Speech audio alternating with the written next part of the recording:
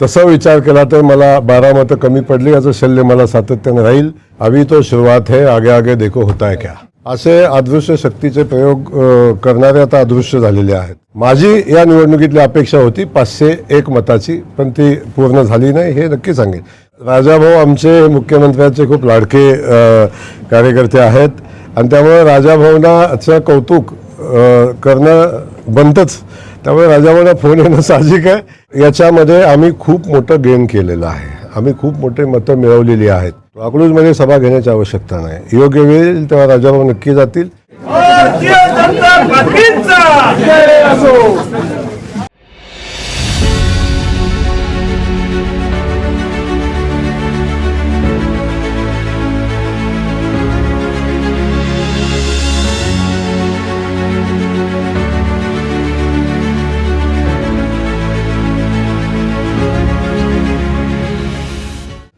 सगळ्यात पहिलं मी भारतीय जनता पक्षाच्या महायुतीच्या माझ्या सगळ्या सहकारी बांधवांचं आणि मतदार बांधवांचं मनापासून आभार मानतो की त्यांनी भारतीय जनता पक्षाचे आमचे उमेदवार राजाभाऊ राऊत यांना पाठबळ दिलं।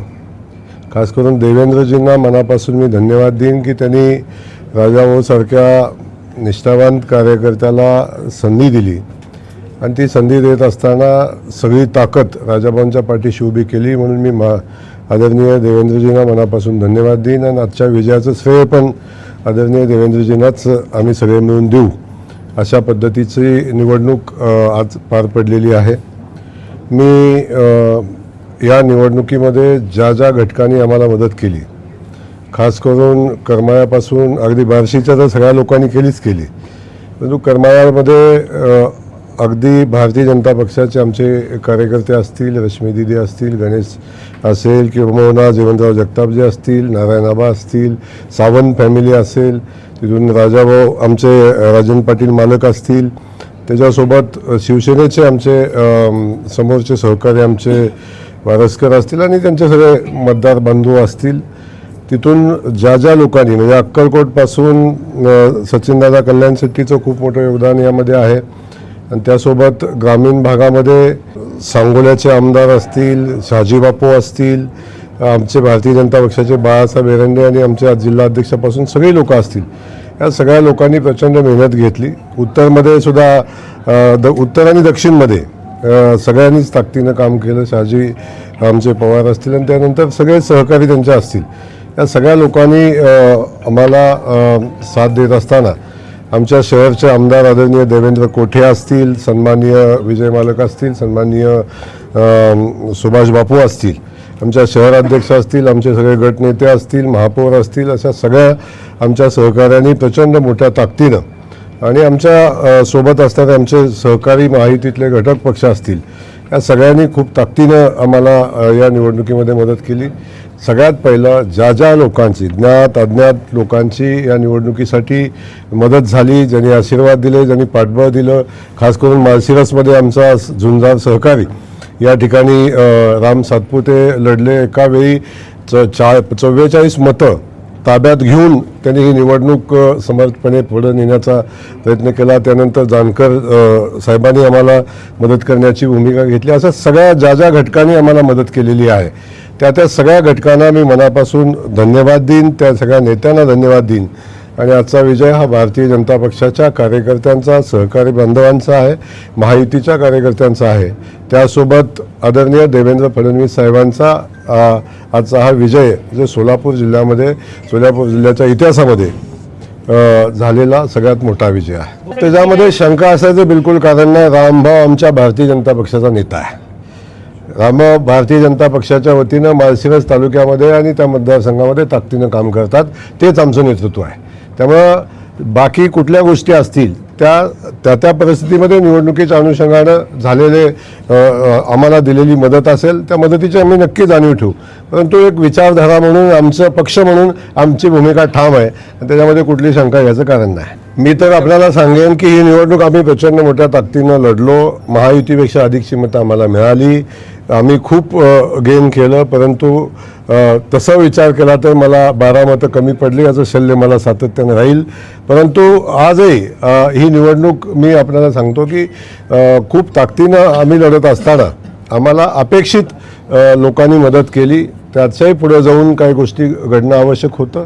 मला वाटतं 10-12 मताचा फरक राहिलेला आहे. या विजयाचं श्रेय सामान्य कार्यकर्त्यांचं आहे आणि या जिल्ह्यानं आता सांगून टाकलेलं आहे की आता सरंजामशाही चालणार नाही आणि या निवडणुकीचा विजय हा कार्यकर्त्यांचा आहे. त्याचं श्रेय कुणाला तरी देण्याची आवश्यकता नाही, अकलूजमध्ये सभा घेण्याची आवश्यकता नाही.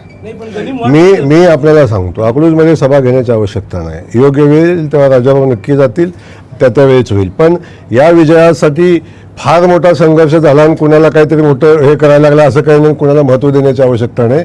आता मी सांगितलं ना, गॉगलचं राजकारण संपलेलं आहे. आता जमिनीवर येऊन डोळे उघडे ठेवून लोकांच्याकडे बघा, लोकांच्या भावना बघा, लोक काय म्हणतात बघा, जमिनीवर काय आहे ते बघा.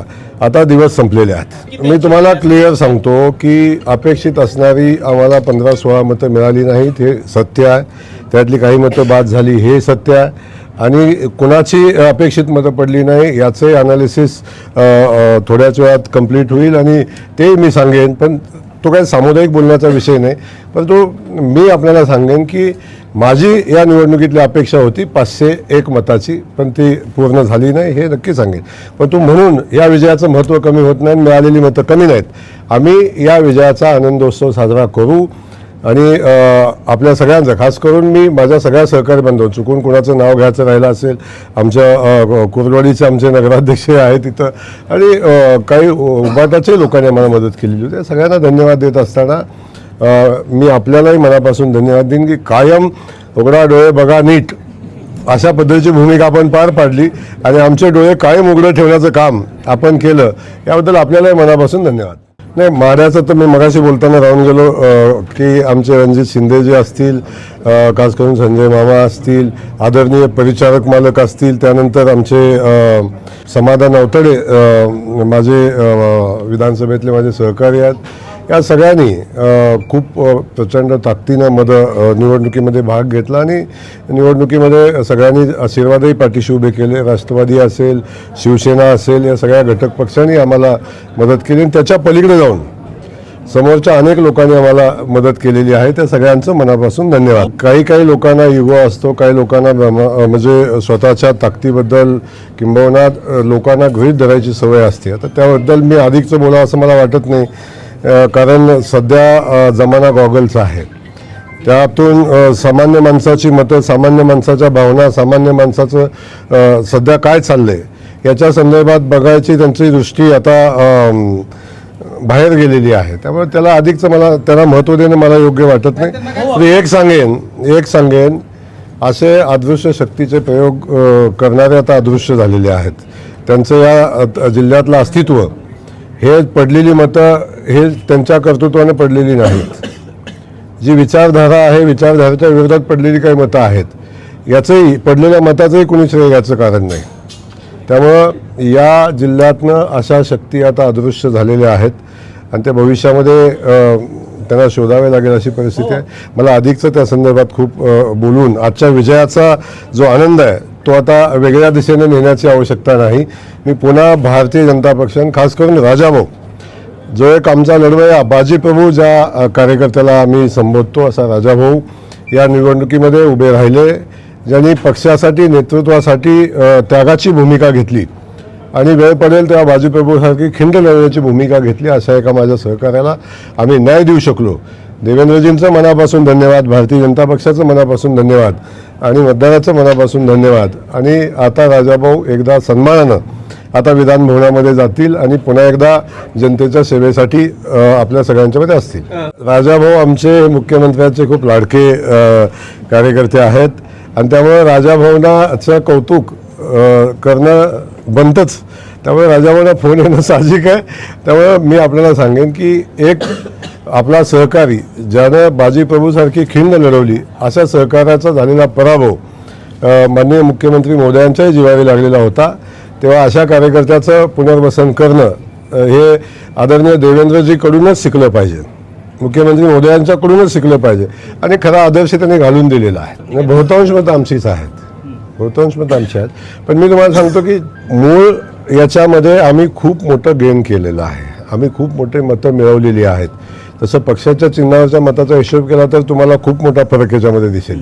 त्यामुळं आम्ही एवढंच सांगतो की म्हणजे माझ्या सगळ्या सहकार्यांनी, म्हणजे मी आता नावं कुणाचं चुकून घ्यायचं राहिलं असेल त्याचा पुन्हा इश्यू नको व्हायला, परंतु मी माझ्या सगळ्या भारतीय जनता पक्षाच्या माझ्या सहकारी बांधवांचं, महायुतीतल्या आमच्या सगळ्या सहकाऱ्यांचं मनापासून आभार मानेन.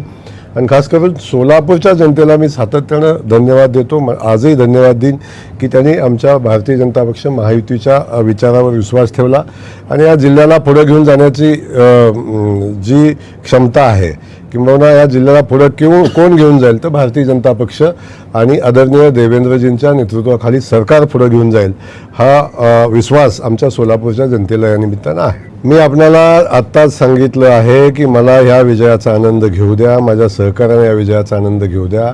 त्या बाकी सगळ्या गोष्टीवर विचार करायला खूप वेळ आहे. आपण विचार करू आणि शेवटी महायुतीमध्ये आलेल्या सगळ्या लोकांचं स्वागत करणे ही आमची जबाबदारी आहे. ते आम्ही याच्याविषयी वेगळं काय सांगणं मला वाटतं उचित नाही. अभिजित पाटील जे असतील, सन्माननीय बाबासाहेब पाटील असतील, सन्माननीय नारायण पाटील असतील आणि सन्माननीय जानकर जे असतील, चौघांचे मी आभार मानेन. शेवटी काही गोष्टीवर किंबहुना राजाभाऊंच्या उमेदवारीच्या विषयावर त्यांनी आमच्यासोबत येण्याचा निर्णय घेतला. याचा अर्थ आम्ही पॉलिटिकली एकत्र आलो असे होऊ शकत नाही. परंतु मी सांगितलं ना, आगे आगे देखो होता है क्या. हॉटेल सेंटर पॉइंट सोलापूर शहराच्या अगदी मध्यवर्ती ठिकाणी 7 रस्ता येथे वसलेले हॉटेल सेंटर पॉइंट आरामदायी आणि सुरक्षित मुक्कामासाठी उत्तम पर्याय. 150 ते 200 लोकांसाठीचा प्रशस्त एसी बँक्वेट हॉल. या बँक्वेट हॉलमध्ये बर्थडे पार्टी, कॉर्पोरेट मीटिंग, नामकरण सोहळा आदी विविध कार्यक्रमांसाठी सुविधा. 5000 स्क्वेअर फूट सिक्युअर्ड पार्किंग. पत्ता हॉटेल सेंटर पॉइंट, 7 रस्ता, बिग बाजार समोर, सोलापूर. संपर्क 70 58 65 28 75.